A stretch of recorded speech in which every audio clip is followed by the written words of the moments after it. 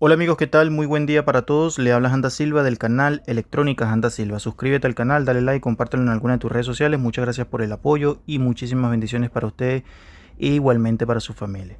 Amigos, hoy le voy a dejar un video básicamente de lo que es un diagrama en bloque, ¿verdad?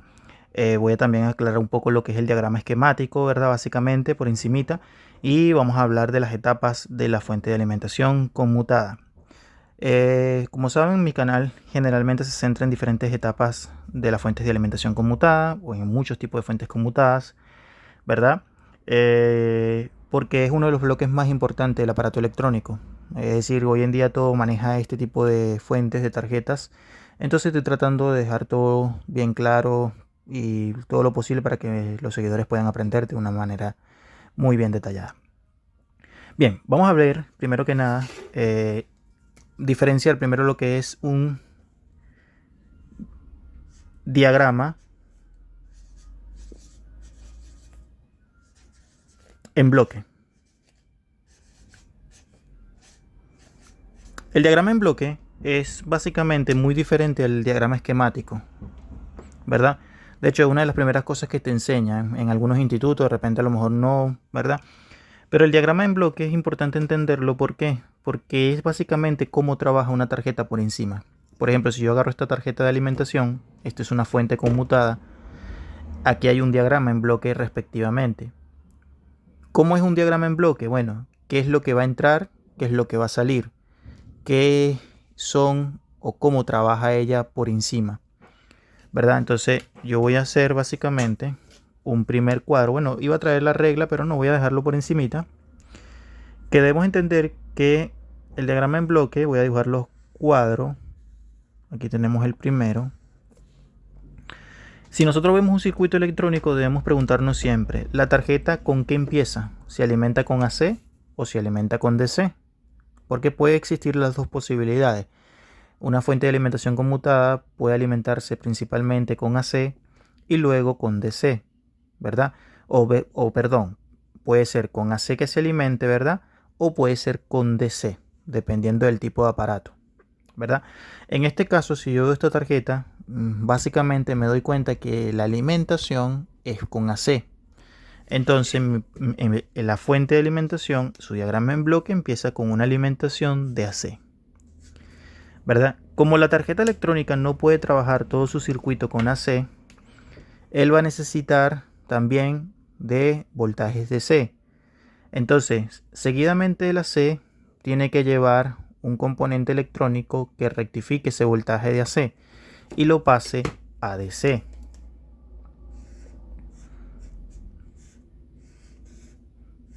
DC. Las fuentes de alimentación conmutadas necesitan básicamente hacer varios tipos de conversión, ¿verdad? ¿Por qué? Porque ella trabaja con una C de baja frecuencia y una DC acá rectificación hecha por unos diodos rectificadores, sea individuales o de manera encapsulada. Pero luego nuevamente la fuente de alimentación, para poder trabajar de una manera correcta, necesita nuevamente trabajar con un bloque que se conoce como AC alta F. ¿Qué es alta F? Alta frecuencia. AC, DC, AC alta frecuencia. Cada uno de estos cuadritos que yo te estoy dibujando acá es porque hay un componente electrónico involucrado en ese proceso. Puede ser uno, puede ser dos que estén involucrados en ese proceso, ¿verdad? Entonces, luego, ¿qué se necesita para que la fuente pueda seguir trabajando? Necesita otro bloque DC alta F. Entonces, ¿cómo sería la cuestión? AC, DC, AC alta frecuencia y DC alta frecuencia. Pero luego, ¿qué le sigue? Le sigue algo muy importante que viene siendo, esto lo estoy haciendo con mucho cariño para todos los seguidores, para que lo puedan entender.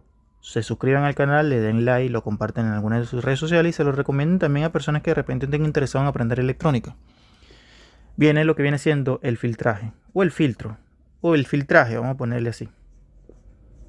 Filtraje. Luego de eso, ¿cuál otro bloque podríamos tener? Lo que viene siendo la autorregulación. La autorregulación. Y finalmente, podríamos colocar la carga. Esto es un diagrama en bloque, amigos. Un diagrama en bloque básico de lo que hace una fuente de alimentación conmutada en este punto de vista. Entonces, lo que te acabo de poner acá es lo que tiene esto.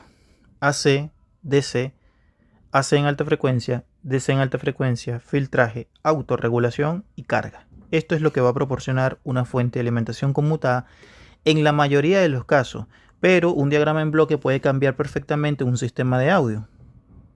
Es decir, que alguno de sus bloques sea lo que viene siendo la etapa preamplificadora o la etapa amplificadora. ¿Me explico? O sea, va a ir cambiando de acuerdo al sistema que tú estés trabajando. Vuelvo y repito, cada uno de estos cuadros están conformados por componentes electrónicos que hacen su función determinada. ¿Me explico? Entonces vamos a pasar a otra hoja. Esto es un diagrama en bloque. Lo que yo te estoy poniendo acá es lo que hace esta fuente de alimentación. Lo que incluye la fuente de alimentación conmutada. Como te digo, depende del sistema, puede cambiar alguno que otro bloque. En un celular obviamente va a cambiar. ¿Me explico? Entonces eso es lo que tenemos que tomar en cuenta. Ahora bien, vamos a pasar a colocarlo así. De acuerdo a esto, de acuerdo a este diagrama en bloque, se desplaza otras cosas, ¿verdad? La C. ¿Quién hace la C? O sea, si tú lo tienes aquí como la entrada C, ¿qué es lo que vas a poner? Tú vas a poner acá etapas. Etapas de las SMPS, fuentes conmutadas, y su componente en relación. Así se estudia electrónica. Porque de esta manera tú lo estás estudiando de manera inteligente. No estás, ¿cómo explicarte? No estás adivinando, no, estás entendiendo cómo trabaja un sistema electrónico, que es fundamental para los técnicos en electrónica. Entonces, si la entrada me dice, el diagrama en bloque me dice que la C empieza, ¿cuáles son los componentes en relación con la entrada C? Entonces te va a poner ahí como número 1, entrada de línea AC. Está conformada ¿por qué? Por el cable de línea. El cable de línea donde se conecta la red eléctrica. Y esta entrada de línea puede ser 110 o 220. Yo le voy a poner 220 porque es mi caso. Pero luego, la entrada de línea no solamente conforma el cable, conforma que otros componentes, por ejemplo, un fusible. ¿Qué más? Conforma un varistor. ¿Qué más conforma? Conforma un termistor. ¿Qué más conforma? Conforman unas bobinas. ¿Me explico? Aunque muchos me dirán, bueno, pero las bobinas no pertenecen al filtro MC, sí, pero está en relación con la entrada de línea C. Porque todo lo que yo te estoy nombrando aquí, todos los componentes pertenecen, todavía trabajan con lo que viene siendo la C, no con la DC. Y vamos a poner acá capacitores secos.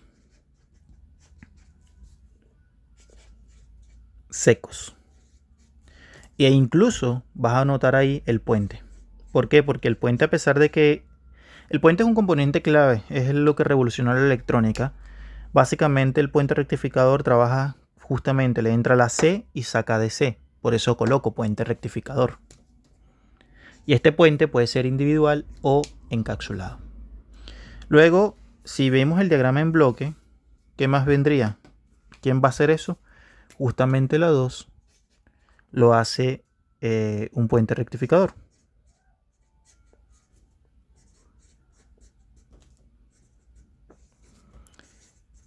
Es decir, diodos.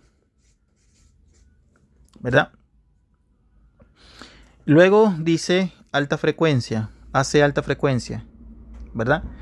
E incluso yo lo coloqué alta frecuencia C, pero podrías haber colocado, por ejemplo, bueno, esto es un diagrama básicamente por encima, un diagrama en bloque, porque aquí obviamente falta lo que es la parte de conmutación, la oscilación, todo lo demás. Pero te lo coloqué por encima de lo que realmente un diagrama en bloque, por encima de lo que hace la tarjeta. Pero para llegar a la alta frecuencia necesita de unos elementos importantes. Por ejemplo, después del puente rectificador, necesita que ese voltaje sea filtrado. Y esto lo hace un capacitor electrolítico. ¿Se dan cuenta cómo se va entendiendo las cosas? Luego, ¿qué viene? Vamos a poner como número 4 la oscilación.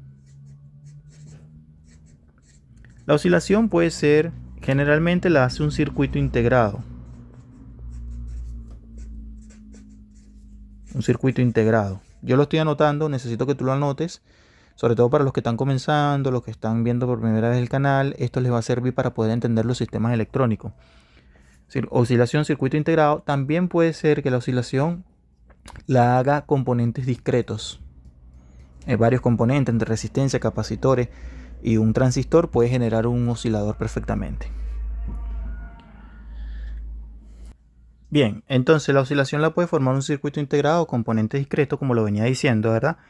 Y número 5, ¿verdad? Podríamos colocar lo que viene siendo la conmutación. Conmutación. Bien, esta conmutación generalmente la hace un transistor. Un transistor. ¿Pero qué transistor? Depende del sistema. En la mayoría de los casos es un MOSFET, pero no siempre. Puede ser un BJT perfectamente. Puede ser un transistor IGBT, etc. ¿Verdad? Pero lo hace un transistor. Entonces no voy a poner específicamente un MOSFET. En este caso es un MOSFET. ¿Me explico? Pero en otro caso puede ser un BJT o un IGBT. Bien. Luego la número 6 vas a poner transformación. Justamente lo que estamos hablando ahí, transformación. La transformación, ¿verdad? En AC nuevamente. ¿Quién la hace? Lo que viene siendo un chopper. Un chopper. Es decir, un transformador. Un transformador. ¿Se dan cuenta? Y ahí vamos armando lo que viene siendo parte del bloque. Y los componentes que están involucrados en las etapas de la SMPC. Por eso yo te la puse aquí, etapas de la SMPS y su componente en relación. Aquí lo tienes. Ahora, luego de la transformación, ¿verdad? Viene la número 7, que es la rectificación. Rectificación alta frecuencia. Y esto lo hace justamente, rectificación la alta frecuencia, la hace justamente diodos. Y fíjense, estos diodos que están acá, ¿verdad? Porque la fuente de alimentación trabaja 2 veces con DC, 2 veces con AC. Pero básicamente lo que viene siendo la parte de la alta frecuencia, diodos, que te puse acá, ¿cuál es la diferencia? Que unos son diodos de baja frecuencia y otros son diodos de alta frecuencia. Los diodos de alta frecuencia son justamente los que vienen después de la salida del chopper. ¿Ya?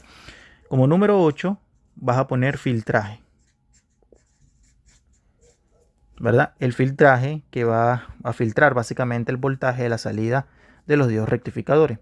Y que es súper importantísimo esta etapa que está acá. ¿Me explico? El filtraje. Bien. Vamos a buscar otra hoja.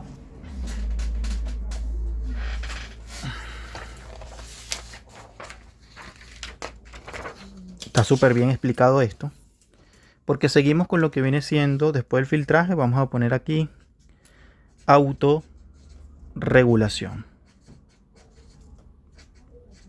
Y esta autorregulación es conformada por varios, depende del tipo de fuente de alimentación, pero la parte de la autorregulación la hace el octoacoplador, el octoacoplador. Viene la parte de lo que viene siendo un TL431, que tiene que tener un voltaje establecido de 2.5 para el control.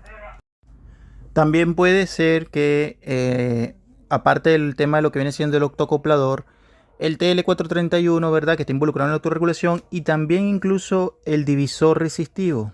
Divisor resistivo, ¿verdad? Que juegan un papel fundamental en la autorregulación, porque si el divisor resistivo se daña, eso es un descontrol totalmente de la fuente. Si un TL431 se daña, hay descontrol de la fuente. Si un octoacoplador se daña, hay un descontrol de la fuente y ya no existiría la autorregulación. ¿Ya? Y finalmente, ¿qué dice acá? La carga. La carga. ¿Qué es esto de la carga final? Bueno, resulta acontece carga, que justamente la función de la fuente de alimentación, la función final de una fuente de alimentación es alimentar una carga determinada. Esta carga puede ser 1, 2, 3 e incluso más, dependiendo. Por ejemplo, si yo tengo esta fuente de alimentación acá, la carga es justamente, mira, aquí tengo un conector y aquí tengo otro. Es decir, va a alimentar dos cargas respectivamente. ¿Por qué? Porque una va directamente para la tarjeta de video y otra va directamente para los LED. Es decir, tiene que mantener una carga. La fuente de alimentación, su función justamente es esa, alimentar una carga correspondiente, ¿verdad? Esa es la función de la SMPS, ¿verdad? Entonces, la carga es muy importante tomarlo en cuenta porque muchas veces las fuentes de alimentación no sostienen la carga, producto de que la propia fuente tiene daño. Esto, amigos y compañeros, es lo que yo te quiero dar a entender con las fuentes de alimentación conmutada. Espero hayas aprendido una nueva cosa acá con referente al tema de este video y que bueno, te puedas suscribir y le des like y lo compartas en alguna de tus redes sociales. También me puedes seguir por el canal de Multiservicio Electrónica Integral Santa Silva y la Vía de Janda Silva. Espero se encuentren muy bien. Bendiciones para todos.